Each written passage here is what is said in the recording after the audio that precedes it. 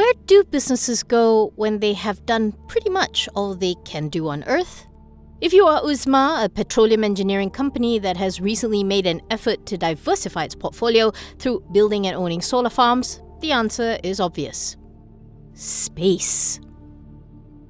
So they have launched their satellite in January, which can be used to take high-resolution pictures of the Earth's terrain, which can be used by companies and government for tracking purposes.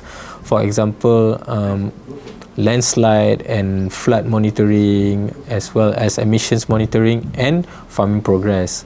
So although this news has come about, and even after the article has been written, the share price continued to face downward pressure, despite the fact that the company has been doing well in terms of earnings over the last few years. Record high performances in 2024. So one of the reasons could be because they have turned into asset-heavy company.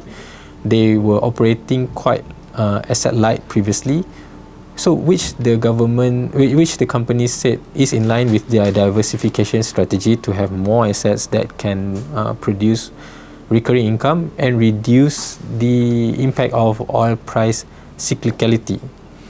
So recurring income, for example, is this satellite business where the government has said that Uzma will get the concession to build satellite for the country.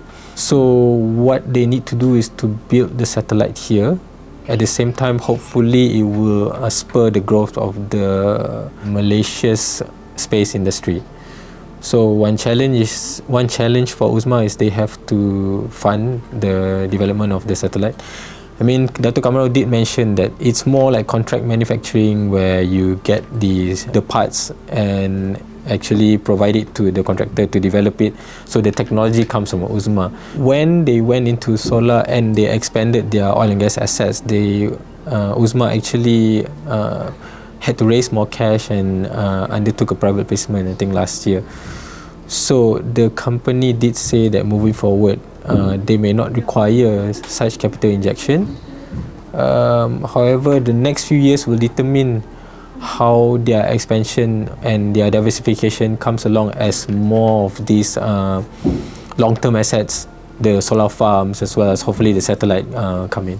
Uzma has definitely taken a step into the relative unknown, at least for Malaysian companies. If successful, it begs the question as to whether other companies will also see space as the next growth frontier. But for now, only time will tell if this move will take Uzma to infinity and beyond.